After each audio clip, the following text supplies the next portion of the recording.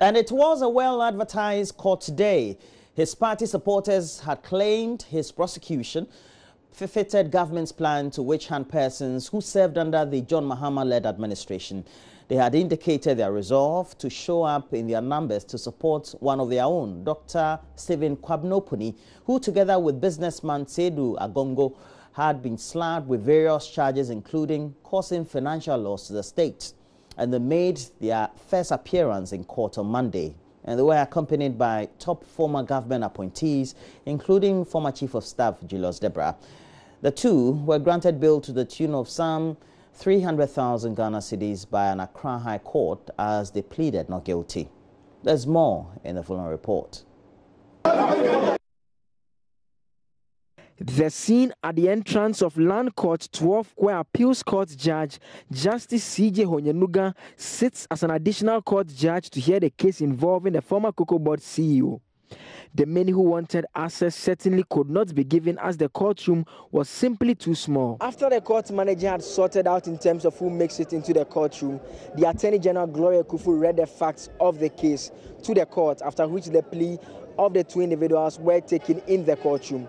While Dr. Stephen Opuni responded to each count by saying, "I am not guilty," Sedu Agongo simply replied, "Not guilty," as all 27 charges were read against him. Lawyers for Dr. Opuni, led by Samuel Kujo, then put in an application for bail. They argued he was a family man who was willing to cooperate with the court. Ben Sunuchukwi, who represents Sedu Agongo and Agriculture Ghana Limited, also made the application for bail. Justice Honyenuga granted both bail to the tune of 300,000 cedis.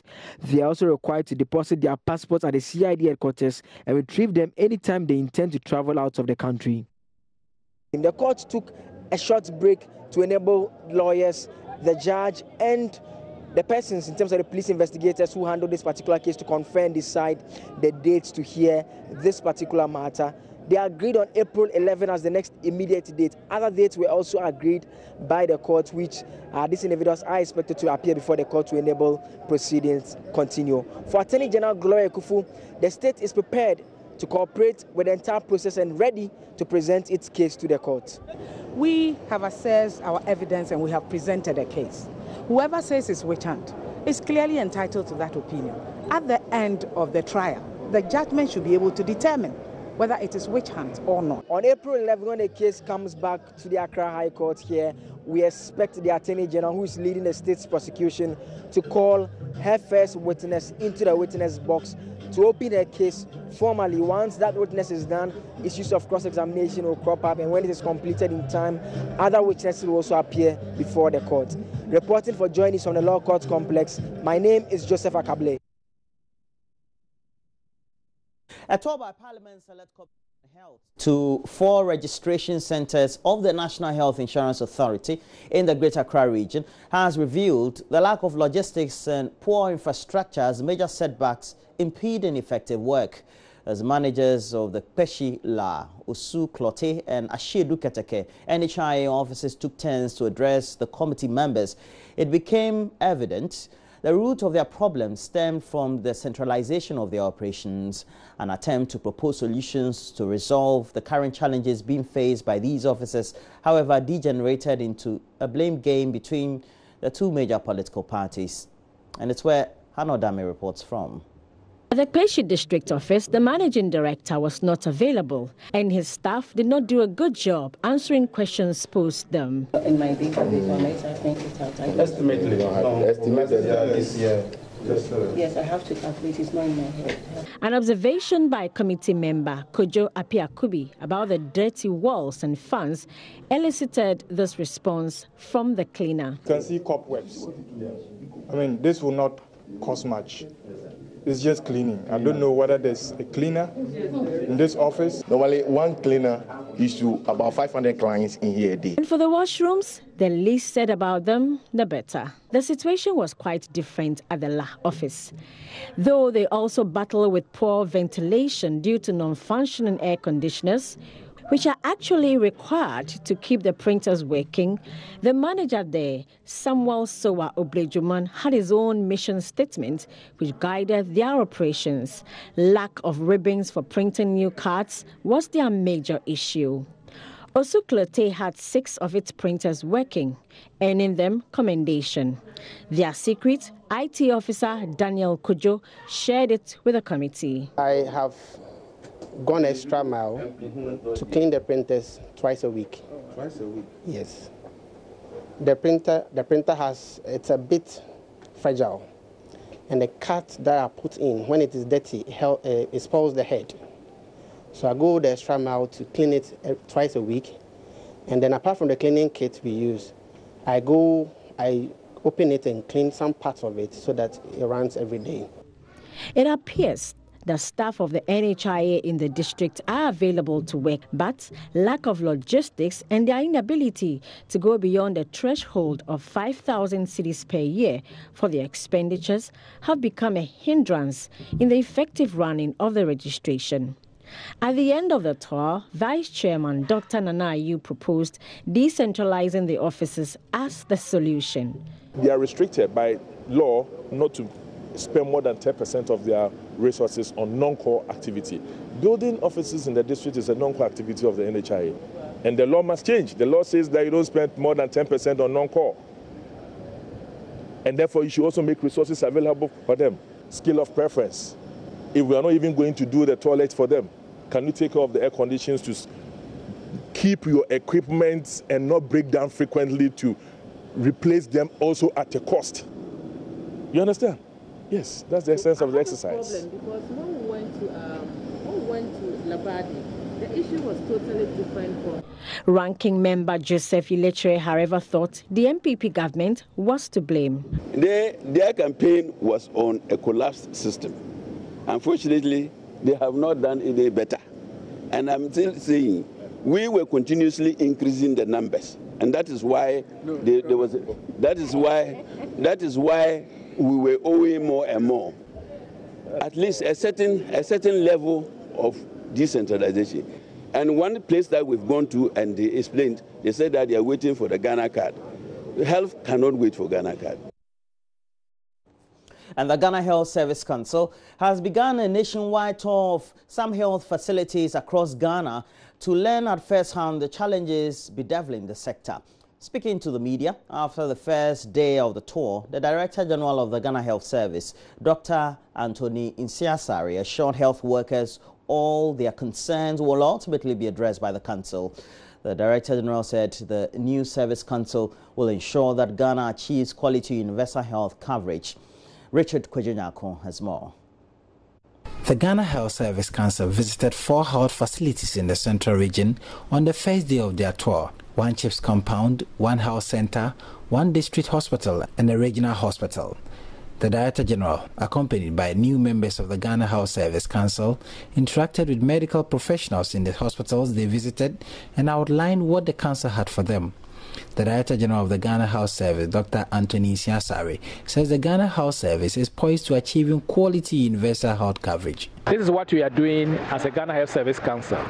We want to visit every region. We want to interact with the people, our workers. We want to see our hospitals. We want to see our health centers and our CHIP centers to make sure that everybody is following the vision that we have. And our vision is that we want to take advantage of ICT to improve quality services to the people of this Ghana. We want to see the problems they're having in hospitals and the health centers and the CHIP centers, and then see the way that we can assist them. We are hoping that by September, and then we'll finish the whole country. What we have seen is that they are doing well. 2 of the centers that we went to have a digital electronic medical record system, which means that they are paperless. Dr. Nsiasare assured the National Health Insurance Scheme will see massive improvement under the new Service Council. The Council, he indicates, has mapped out a plan to pay outstanding National Health Insurance claims of health facilities beginning this Thursday. By close of work on Thursday, we are taking care of the outstanding bills for health centers, maternity homes, and CHIP centers. And by the end of June, we take the outstanding bills for 2017 for all these 3 centers, and then we take it from there and make sure that at least the lowest levels will not be denying of health insurance claims, and they can give universal health coverage at the primary level. That's what we are aiming towards. So Ghana I'm sure we'll be the first country in sub-Saharan Africa to achieve primary universal health coverage at all levels. We want to increase and improve the gatekeeper mechanism that we have in the health system. Once you do a gatekeeper mechanism, so nobody will jump the lower level where treatment will be cheaper to the teaching hospital or to the regional hospital. Regional Director of the Ghana Health Service, Dr. Alexis Nang Beifuba, says the Ghana Health Service will work assiduously to improve the quality of health delivery in the region. Richard Kwejenyako, Joy News, Cape Coast. Let's turn our attention to agriculture, and vegetable farmers in Adaklu, in the Adaklu district of the Volta region, they face a peculiar challenge when carting their produce from farm gates to market centers. And this basically is due to lack of access roads from their farms. They are compelled currently to employ the services of donkey or adolescents to transport the produce out of farms before they are able to transport them to the marketplace. This practice, however, exposes the produce to excessive sunlight that could have ripple effects on the quality of the produce. Fred Kwame Asare filed the following report. Adaklu district arguably has one of the best arable lands in the Volta region and stands a good chance of making fortunes out of agriculture. The district has contributed significantly to the country's food basket, but like other parts of the country, faces challenges ranging from access to farm inputs, transportation of farm produce, among others. The entire district has no tarred road. This has become a real headache in the food chain. The access to the main road is very, very bad. The farm is almost a mile from the village, which is on the main road. We have to walk here. We used to be able to come here with the pickup, but it's not like that anymore because of the tractors have ruined the road. Esinam Bodovia is one of the enterprising youth who diverted from her profession to engage in farming, realizing the great potential in the sector. She acquired 110 acres of land in Adaklu Womenu with the intention to cultivate various vegetables and foodstuff. To test the viability of the venture, Esnam is currently cultivating about 1 acre of cucumber, but she is already given up on agriculture due to the high cost of transporting farm produce to the next market. Access roads in the area are muddy, slippery and dangerous to ply even in the dry season. She explains she earlier employed the services of a donkey cart but had to abandon that since the cart often gets stuck when transporting the produce. I still do geology here and there because we dug the borehole. So far we plowed here, give or take 5 acres plowed, but we are not able to expand because when you do expand, how are you going to take the produce to the roadside? Because of that, I got donkeys and a donkey cart to be cutting the produce, but even that is still an issue because when it rains, the place is clay loam and the donkeys can't go. And walking, the place becomes very slippery. It's very difficult, so sometimes I'm forced to employ people from the village, plus myself and the other people who work on the farm to cut it on our heads to the village before we can get it from there to the market.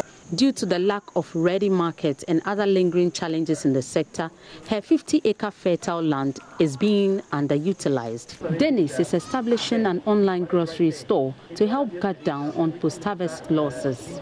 He travels to buy the produce from the farms, but wants the consumer would suffer the cost of high transport in the long run. So coming here, we realized that the roads were very, very bad, you understand, and it looks like during the raining season it's going to be very terrible, and it's going to affect, the haulage of produce from here to the market site. So that would mean that now it's going to cost us more, okay, because we would have to find alternative means to carry the produce from the farm to the space, and in effect it's going to affect the cost to the consumer. This and many more challenges are hindrances to the survival of the agricultural sector. If appropriate policies are put in place to address these challenges, they will eliminate the bottlenecks and open up the sector for more investments to make Ghana food secure and perhaps a leading food producer. Fred Kwame Asari's report from the Volta region.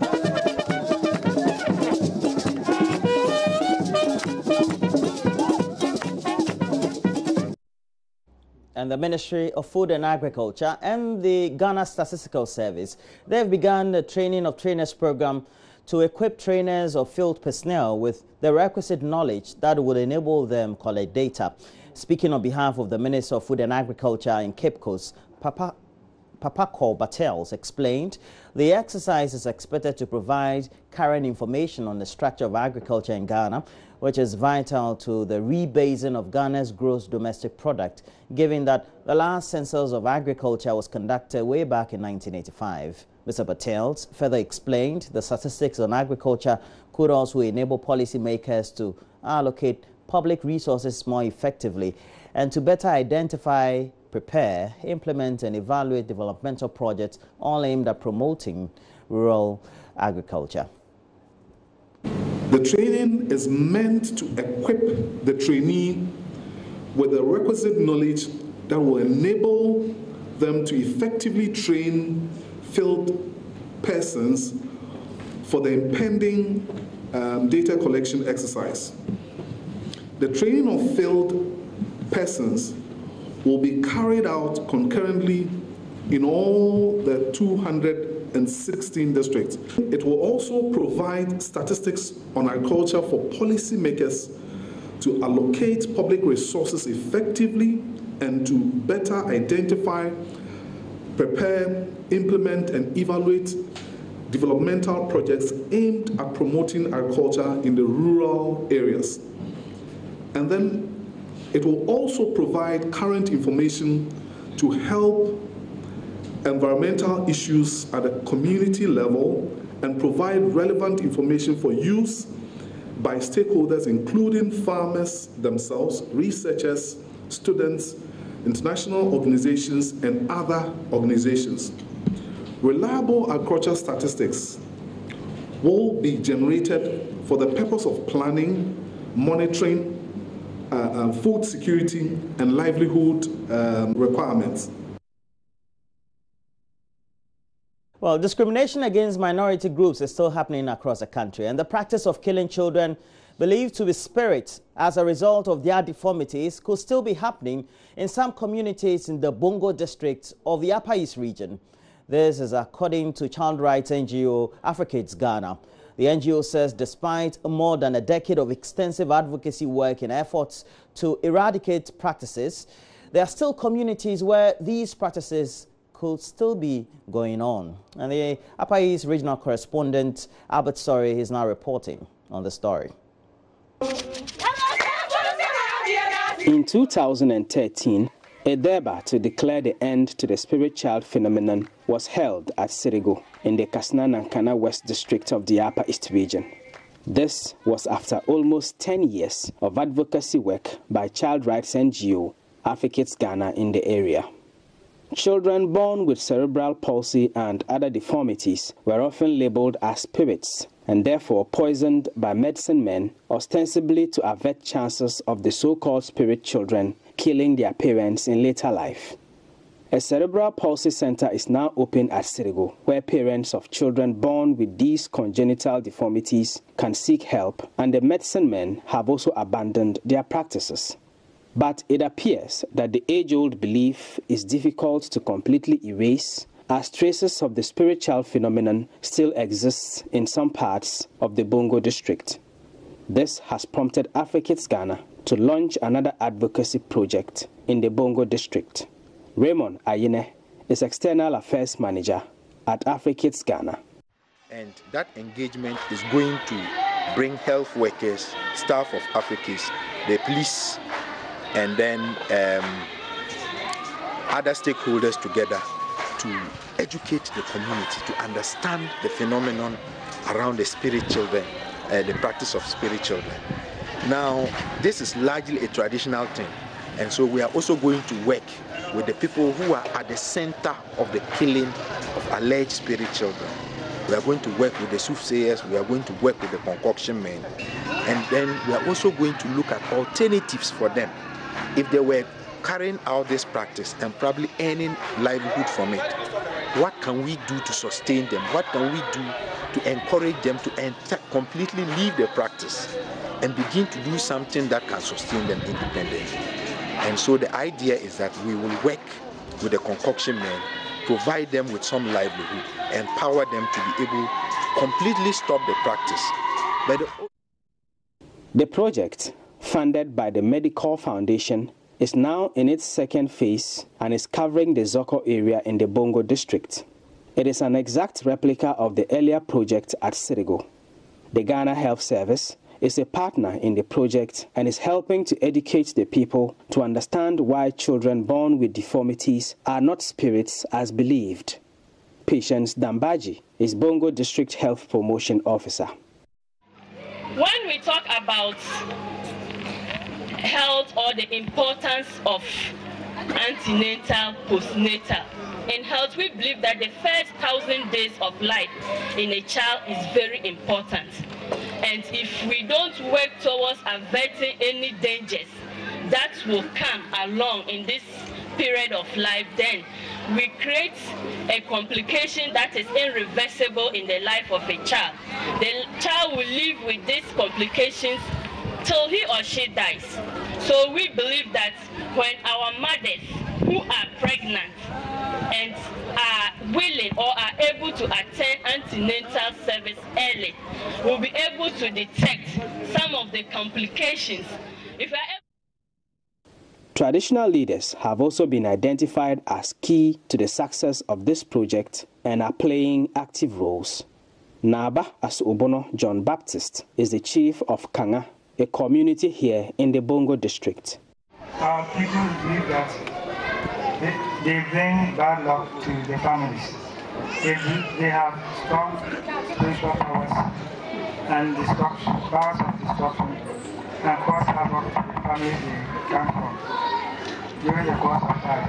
Africa's presence today will change our behavior and thinking towards such persons, thereby bringing peace, love, development to our community.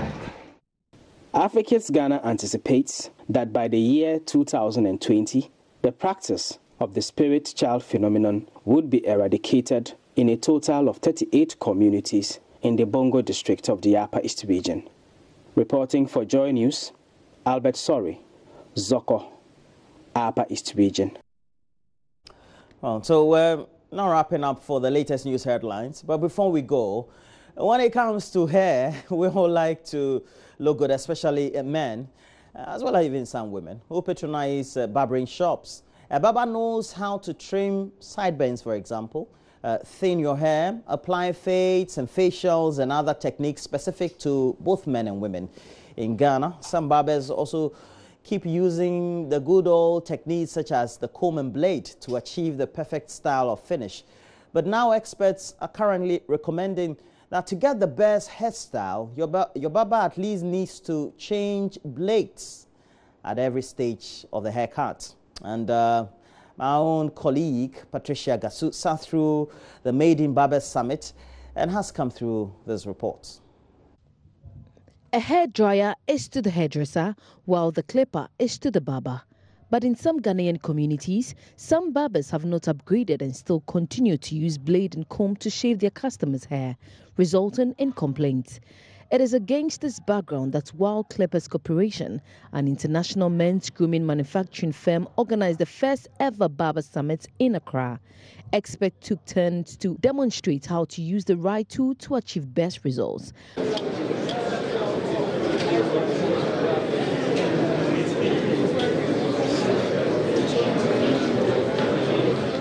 Marketing executive for Hair and Care, local distributors of WOW, Jerry Minta, explained why they decided to empower the barbers. The same tools that we are trying to show them the uses and the techniques and how to use them, how to keep them.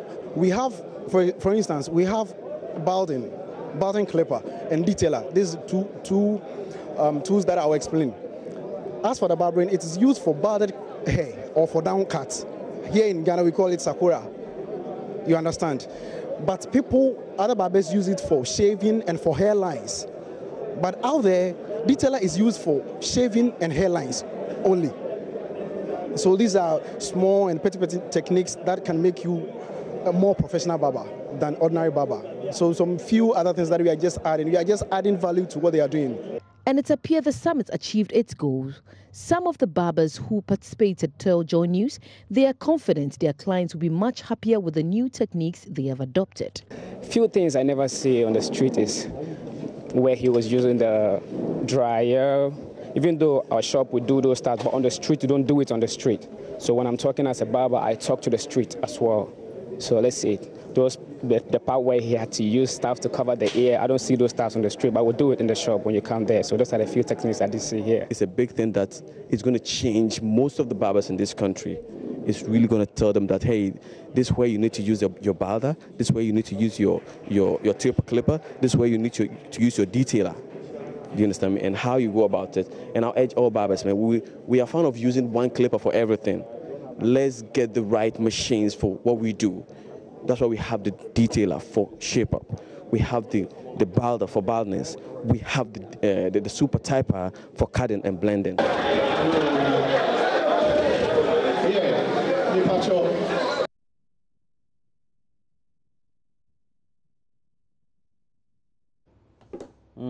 I never knew that you could only use the clip or the clipper to achieve all that. Sometimes you always have to add the blade, right? I don't know. We're not exploring enough. But do you have your own? Do you have your private one that you take to the shop? I used to have, but got spoiled. You know, I think you should. Chinese ones, yeah. You should have your own. So now I just go. You should have your own. The boys should have their own in a little cute bag so they can take it to the. I know. They had an infection I think some few months ago. Yeah. From one of those central points. I could buy you that as an Easter present. I'm just thinking that won't be bad. That'll be great. Yeah. So what? I'm good. But around this time, what are people getting? Are people buying gifts already? Oh, no, Easter there's no. That's when Jesus died. When somebody died, you don't give gifts. You commiserate. It is your chiselness that is making you think like that. With Christians around the world, that the significance of the death of Jesus should mean something. It's also a season of giving. And his resurrection. Oh, it's also a season of giving. This trip, every day is a day of giving. You know, one of the times I was speaking to my younger son, and then I said, Charlie, this trip, you have to. So he said, what is this trip? He asked, what is this trip? I said, this time.